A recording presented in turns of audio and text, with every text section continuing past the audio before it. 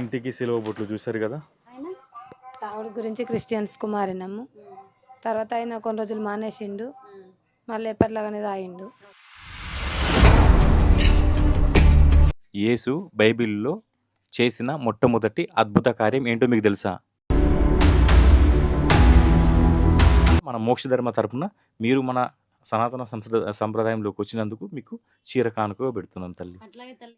ఓం నమః శివాయ ఓం నమః శివాయ హర హర భోలే నమః శివాయ. నమస్కారం. జై శ్రీరామ్ చెప్పమండి అందరు. జై శ్రీరామ్. జై శ్రీరామ్. అయితే ఇప్పుడు మనం ఎక్కడున్నామంటే తెలియక ఒక ఆవిడ మతం మారింది. ఆవిడని తిరిగి మన హిందూ ధర్మంలోకి తీసుకొచ్చాము. ఇప్పుడు ఆవిడ సాక్ష్యము ప్లస్ మేము కొన్ని విషయాలు చెప్తాం, వినండి. నీ పేరేంటమ్మా? లత. ఓకే, ఎందుకోసం నువ్వు క్రిస్టియానిటీలోకి వెళ్ళినావమ్మా? మా ఆయన బాగా తాగుతుండని క్రిస్టియన్స్కు మారినాం. అది కొంచెం ఇట్లా మీ నిషేధం. ఆయన తాగుడు గురించి క్రిస్టియన్స్కు మారినాము. తర్వాత ఆయన కొన్ని రోజులు మానేసిండు, మళ్ళీ ఎప్పటిలాగానే తాగిండు. ఓకే, మీ ఆయన తాగుతున్నాడు అనేసి మీరు చర్చికి వెళ్ళారు, మానేస్తారేమో అనేసి. ఏంది ఒక 4 రోజులేమో మానేసిండు, మళ్ళీ ఏం చేసిండు? మళ్ళా యథాతథ తాగిండు. పోనీ నువ్వు క్రిస్టియానిటీలోకి పోయినందుకు ఏమన్నా తాగుడు మానేసిండా మొత్తానికి? మానేసి మీ ఇద్దరు ఏమన్నా సంతోషంగా ఉన్నారా? లేదు. లేదు. ఎప్పుడు ఇందులో ఎట్లున్నా, హిందూ ధర్మంలో ఉన్నప్పుడు ఎలా ఉన్నావు అందులో కూడా అలాగే ఉన్నావు, ఏం మార్పు లేదు. కానీ పాస్టర్స్ ఏం చెప్పి తీసుకెళ్లారు నీకు? ఆయన మారిండు, మంచిగానే ఉంటాడని చెప్పిండ్రు.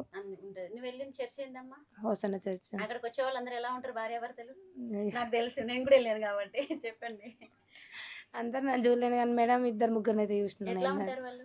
వాళ్ళు అంతే ఇక ఇంట్లో ఎప్పట్లాగానే ఉంటారు కానీ చర్చికి వస్తే కొంచెం మంచిగానే మాట్లాడుకుంటారు. మాక్సిమం అందులోకి వచ్చే వాళ్ళందరూ ఎలా ఉంటారు? ఇట్లానే ఇక మాలకన్నా కొంచెం విడిపోయిన వాళ్ళను తీసుకొచ్చినట్టు ఉన్నారు వాళ్ళు. మాక్సిమం అందులోకి వచ్చేది భార్యాభర్త ఖచ్చితంగా గొడవలు పడి విడిపోయే వాళ్ళే అక్కడికి వస్తారు కదా. భార్య ఖచ్చితంగా భర్తతోటి గొడవ పడే వాళ్ళే అక్కడికి వస్తారు. ఎందుకంటే నేను వెళ్ళాను కాబట్టి నాకు తెలుసు. నేను ఒక 2 సార్లు వెళ్ళాను ఆ చర్చికి, 3సారి గొడవ పెట్టుకోవడానికి పోయినా. ఎందుకంటే చాలా మంది అమాయకులు ఇట్లా మతం మారుస్తున్నారు తెలియక. మన హిందువులనే స్త్రీల కూడిక, ఇంకెంత గృహస్థుల కూడిక, యవ్వనస్తుల కూడిక, వాడి బొంద కూడిక అన్నీ పెట్టుకుంటా ఉంటాడు, మన జీవితాన్ని నాశనం చేస్తూ ఉంటాడు. అంతేనా కదా? సరే అమ్మ, తిరిగి వచ్చిన తర్వాత నీకు ఎట్లా అనిపించింది? ఇప్పుడు మేము వచ్చి చెప్పాము, మొన్న ఇక్కడ టెంపుల్లో చెప్పిన, ఇక్కడ ఇంటి దగ్గర చెప్పిన, ఎట్లా అనిపించింది మీకు?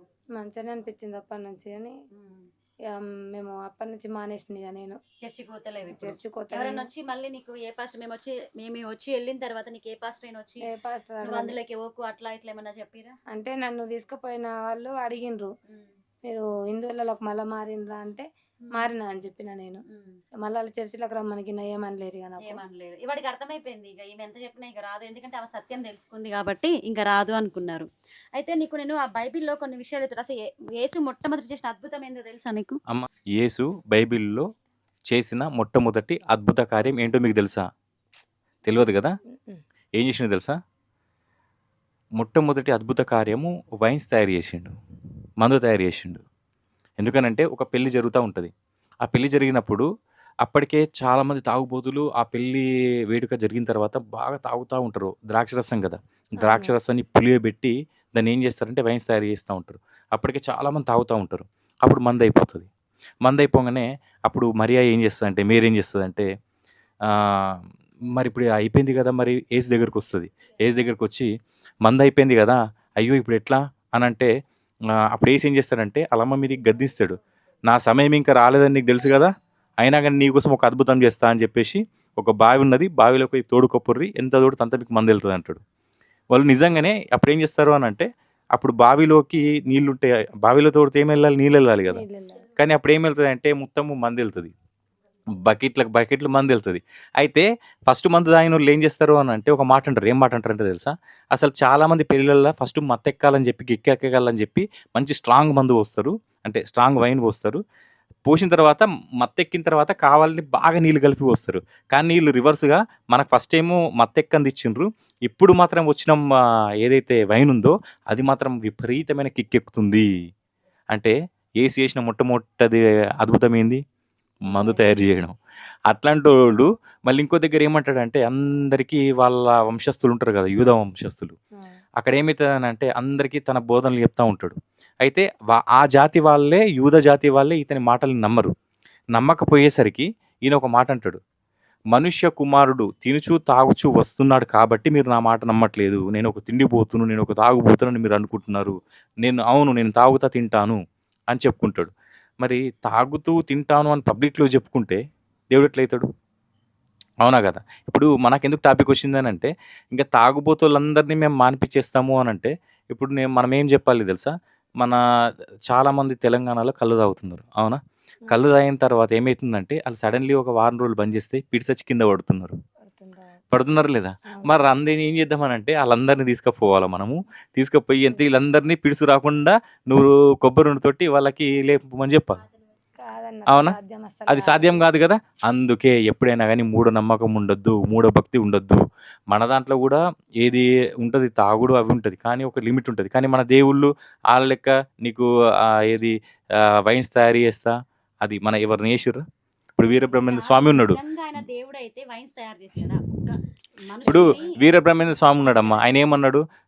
మీరు మేకల్ని గానీ, కోళ్ళని గానీ కొంచెం అమ్మవారి దగ్గర కోయకండి. అమ్మవారు బలి కోరదని నీకు చెప్పిండు గానీ, మీరు కోసుకుండ్రి, తినుండ్రి అని మనకి ఏ దేవుడు చెప్పలేదు అట్లా. అది మన ఇష్టము. ఇప్పుడు అమ్మవారు గూడా ఏం బలి అడగది. అది మన మనతోటి ఇష్టం మన ఇష్టంతోని అది కోసుకొని మనం తింటాం గానీ, అవునా? వచ్చి అమ్మవారు ఏం తినదు కదా! తినది. కదా! కానీ అలా అని జెప్పేసి ఇది ఎప్పటినుంచో ఉన్న మన ఆచారం గాబట్టి మనము మన దేవుళ్ళకి, మన మహాలక్ష్మి అమ్మవారికి గాని, పోచమ్మకి గాని అట్లా ఎవరైనా గాని మొక్కుకుంటే అది వాళ్ళ మనసులో అదేం తప్పు లేదు. అవునా గదా! ఇప్పుడు అందుకనే మనం మూఢ విశ్వాసాలకెళ్ళకుండా అందుకే పాస్టర్‌లకు గూడా నేను చెప్పేది ఒక విషయం ఏంది అనంటే, మొదటగా పాస్టర్‌లు ఎవరైనా గాని ఇంకోటి పబ్బులంటే తెలుసా నీకు? పబ్. పబ్బులో డాన్సులు చేస్తారు గదా! హ్మ్. పబ్ తాగి కల్చర్ ఎక్కడిది? విదేశీ సంస్కృతే గదా! దుబాయ్‌లో ఉంటదది. అవునా? దుబాయ్‌లో ఉంటది. హ్మ్. పబ్ కల్చర్ అనేది దుబాయ్ గాని, లేదంటే మిగతా అమెరికా, ఆస్ట్రేలియా అట్లాంటి అటుంటది. దేశాలల్లా, యూరోప్ కంట్రీస్‌లల్లా పబ్ కల్చర్ ఎక్కువుంటది. అది ఇప్పుడు మన హైదరాబాద్‌కి అట్లా పాకింది. ఆ! పబ్‌లలో ఏముంటది? అది ఎక్కువగా మితిమీరి తాగడం ఉంటది. అది ఎవరు అలవాటు చేషిర్రు? విదేశీయులే గదా! ఆ! అవునా? ఇప్పుడు చెట్టు కల్లు వేరు. చెట్టు కల్లు ఆ! అది నిజంగా చెప్పాలి అనంటే ప్యూర్ నీరు అంటారు గదా! అది ఆరోగ్యానికి మంచిది. ఆ! కానీ ఆ వైన్స్ అనేది మంచిదా? మంచిది కాదు. మంచిది గాదు గదా! దానివల్ల ఏమవుతుంది? ఇంకా కడుపులో మొత్తం ఖరాబ్ లోపల అయిపోతాయి. అన్నీ కరువైపోతున్నాయి. దానివల్ల తాగుడు వల్ల ఎక్కువ తాగితే అట్లాంటివి అవుతాయి. అదే ఎప్పుడో ఒకసారి పండుగలప్పుడు, పబ్బాలప్పుడు అది వేరు. కానీ పబ్బులలో ప్రతి వారం పోయి తాగుతున్నారు. ఆ కల్చర్ గూడా తీసుకొచ్చింది ఎవరు? ఈ క్రైస్తవ మతమే గదా! హ్మ్. కాబట్టి మనం ఇంకొకసారి గూడా ఇప్పుడు మన పిల్లలు గూడా ఏం జేస్తున్నారు, ఏంటి అనేది మీకు తెలవాలని జెప్పేసి మీకోసం భగవద్గీత గూడా తీసుకొచ్చినాము. అదే విధంగా మన మోక్షధర్మ తరపున మీరు మన సనాతన సంప్రదాయంలోకొచ్చినందుకు మీకు చీర కానుకగా పెడుతున్నాం తల్లి. అట్లాగే తల్లి ఇంకా ఎవరొచ్చినా మళ్ళీ తిరిగి రండి. మీకంతా మంచి జరుగుతది. మీ పిల్లలు మంచిగా డెవలప్ అయితారని చెప్పినా వినకండి. మేము ఈ మీకేదో వచ్చేసిర్రు గదా! హిందూ ధర్మంలోకి మేము వదిలిపెట్టి ఎళ్ళము. ఇప్పుడు ఇక్కడ ఒక కుటుంబం వచ్చింది. ప్రతిసారి వచ్చినప్పుడల్లా వాళ్ళ దగ్గరికి వస్తున్నామా లేదా? ఎందుకు మళ్ళీ మీరు వాళ్ళ దగ్గరికి ఎక్కడ ఎళ్తారని మిమ్మల్ని స్ట్రాంగ్‌గా చేయడానికి ప్రతిసారి వచ్చినప్పుడల్లా మిమ్మల్ని కలిసి మీకు మన హైందవ ధర్మం గురించి చెప్పుకుంటూ వెళ్తానే ఉంటాం. మీరెందుకంటే మీరు బావుంటే మనమందరం బావున్నట్టే.